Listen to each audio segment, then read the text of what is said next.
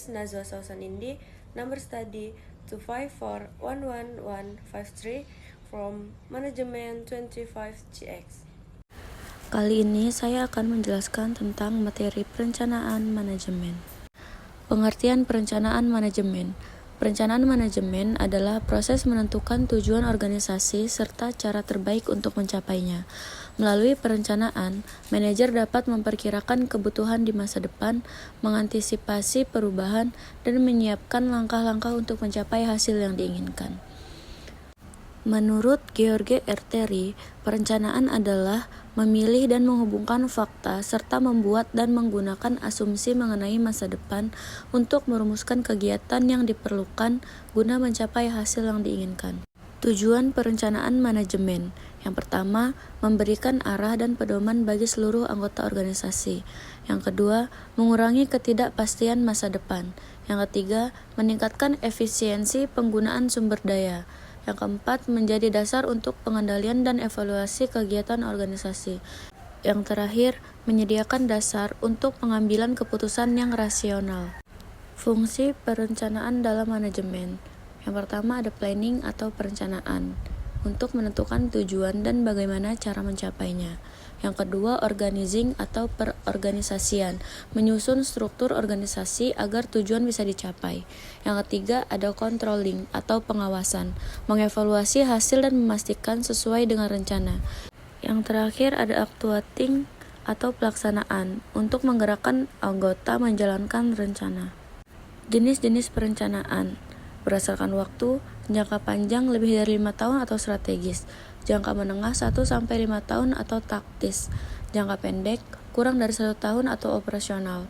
Berdasarkan tingkatan, perencanaan strategis atau strategic planning oleh manajemen puncak, perencanaan taktis atau tactical planning oleh manajemen menengah, perencanaan operasional atau operational planning oleh manajemen bawah. Berdasarkan ruang lingkup, rencana tunggal atau single use plan digunakan sekali untuk tujuan tertentu. Rencana berkelanjutan atau standing plan digunakan berulang seperti kebijakan, prosedur, dan aturan. Tahapan proses perencanaan. 1. Menetapkan tujuan organisasi. 2. Mengidentifikasi kondisi saat ini. 3. Menentukan asumsi dan hambatan. 4. Menetapkan alternatif tindakan. 5. Mengevaluasi alternatif yang ada. 6. Memilih rencana terbaik. 7. Melaksanakan rencana. Yang terakhir, mengawasi dan meninjau hasil. Manfaat perencanaan manajemen. Mengarahkan kegiatan organisasi ke tujuan yang jelas, meningkatkan koordinasi antar bagian, mencegah pemborosan sumber daya, meningkatkan kemampuan adaptasi terhadap perubahan lingkungan, dan menjadi dasar pengawasan dan pengendalian. Contoh penerapan perencanaan manajemen. Yang pertama, contoh pada perusahaan manufaktur. Menetapkan target produksi tahunan, menyusun anggaran biaya produksi, menetapkan jadwal pengiriman barang, menyusun rencana perekrutan tenaga kerja. Yang kedua, contoh pada lembaga pendidikan, menentukan kurikulum tahunan, menyusun rencana kegiatan belajar mengajar atau RPP.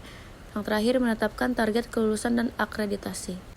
Hambatan dalam perencanaan.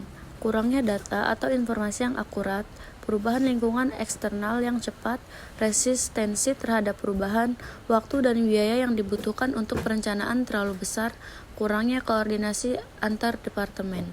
Prinsip-prinsip perencanaan yang baik. Realistis terhadap kondisi dan sumber daya, fleksibel terhadap perubahan situasi, terukur atau ada indikator keberhasilan, konsisten dengan tujuan organisasi, partisipatif, melibatkan semua pihak yang terkait. Mungkin itu saja yang dapat saya sampaikan, kurang lebihnya saya ucapkan terima kasih. Wassalamualaikum warahmatullahi wabarakatuh.